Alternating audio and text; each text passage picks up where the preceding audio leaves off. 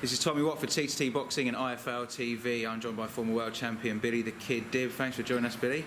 How's things? Yeah, things are great. Going really well. Just staying in the gym, being active, and now that I'm working with Jeff Fenech, just working on some new things, and hopefully come the time when I fight for the world title, I'll be in good condition and ready to go. Yeah, it's a man who knows all about that. Yeah. And so how's that been? I know he's a hard trainer to work with. He works everyone very hard. Are you feeling that on the fitness side of things? Yeah, definitely. Look, Jeff Fenech's he's a fitness fanatic. You know what I mean? And he definitely takes your fitness to a whole new level.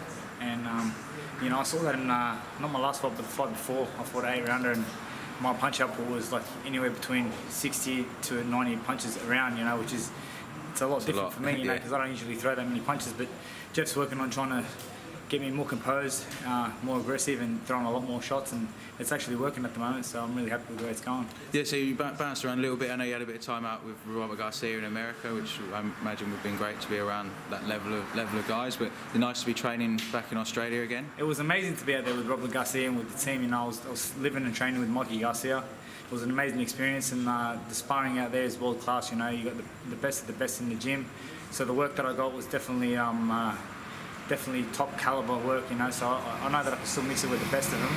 You know, the guys out there are super talented, and Robert Garcia is a great trainer, and we had a great time together, but he's really busy with his other fighters, and unfortunately he really didn't have the time to sort of invest into training me and stuff like that, so I decided that it was probably going to be best to come home and try to relocate and work something out. And just so happened to be that I ran into Jeff Fenech one night and had to talk to him, and he was super keen to train me, and I was super keen to train with him, so it worked hand in hand. Yeah, his passion's infectious, Jeff. I think feel like he almost went off the sport a few years ago, but Brock Jarvis breathed life back into his passion, and now he seems to be right back amongst it. Yeah, see, that's the thing, you know. Brock Jarvis is just a young, tenacious kid who has got so much ability and so much desire to be a great fighter, and Jeff Fenech loves that, you know. And Brock does everything 100%. Nothing he does is at 50% or 90%. Everything is at 100%. When he runs, it's 100%. Sparring, 100%. Bag work, pad work, whatever he does, it's always at 100%. And to be around a kid like that, definitely is bringing the best out of me, you know, because to see his desire, that reminds me of me when I was a kid, and I know that if I want to be successful again, I need to get that desire back. Yeah, recapture that the desire of youth, and say he is so young, and he's done so much in short space of time. The sky's really the limit for Brock.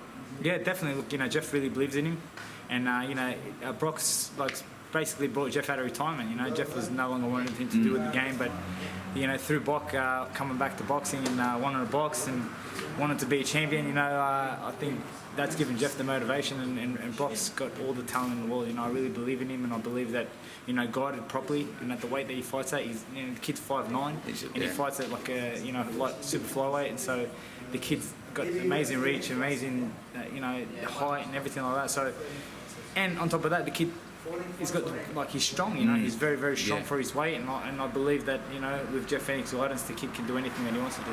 Yeah, so and you're reaping the rewards of that now, getting the benefits of Jeff's wisdom. Yes. So what's the plan for yourself moving forward? I know there was talk of yourself and Gervonta Davis, and that was looking like it might have gone to purse bids. Do you know what the situation is? I have no idea what's going on. All I know is that Gervonta Davis has today announced that he's going to be fighting. Not that he announced it, but there's been talks that he's going to be fighting Jesus Cuellar, who is the former WBA champion who lost the title to Abner Mares. I mean, that's what's surfaced on social media today, but. All I know is that I'm the highest ranked super featherweight in the IBF, and I know that I'm definitely next in line to fight for the title. So whether it's going to be, whether Ogawa keeps the title or gets suspended or whatever it is, it's either going to be me, Ogawa, Farmer, or Gervonta, whoever it is. It doesn't matter who it is. I'm going to go out there, give it the best shot that I can, and I know that working under Jeff, I'm going to be super fit and.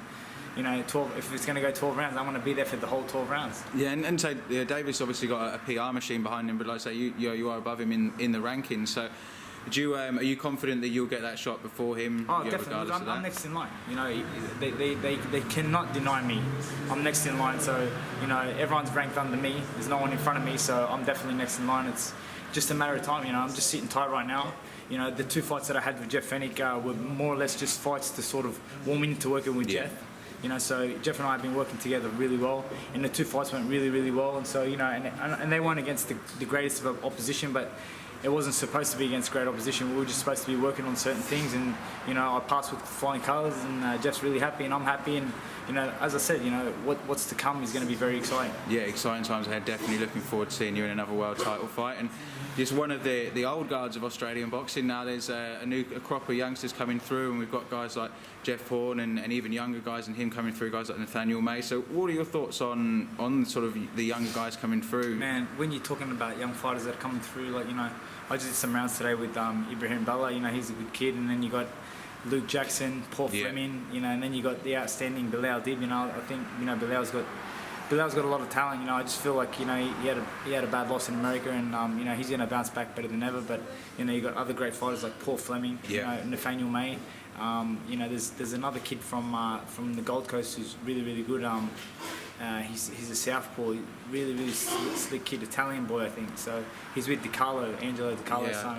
Liam Paro. He's a good fighter, and like I said, the pool of talent in Australia right now is amazing, and I feel like people like Paul Fleming and Luke Jackson and Bilal Dib and Liam Paro and the Maloney brothers, and they're all knocking on the door. There's so much great talent. And then you got young Brock coming up. My younger brother Yusuf is inactive at the moment, but we're going to see what we're going to do, pick it back up with him again. But there's so much talent in Australia, and I think Australia is healthier than ever with boxing. Yeah, absolutely. And there were times in your career where you say yourself and Mundine were pretty much the only names in the sport. And now there's Mundine did a great job for boxing in Australia. He's the reason why. He's one of the reasons why I wanted to become world champion. Seeing him win the world title against Antoine Nichols that night, that was the most inspiring thing for me. And then you got people like obviously Danny Green, Sakya Vika. You got people like Robbie Peden who had done it in the past. All these sort of fighters, great fighters. But we learned from the best of them. We had great fighters like Nadal Hussain and Hussein who were from our community. Yeah. They inspired us, and we went on to do good things because of them. Yeah, absolutely. And so, as you mentioned, younger brother there, the conveyor belt of Dibs continues. We'll keep a watchful eye on that. But thanks a lot for your time. I know you had some hard rounds and probably keen to get off. So thanks for your time tonight, Billy. Thank you very much. Speak to you very soon. Thanks for the support, guys. God bless. Cheers, mate.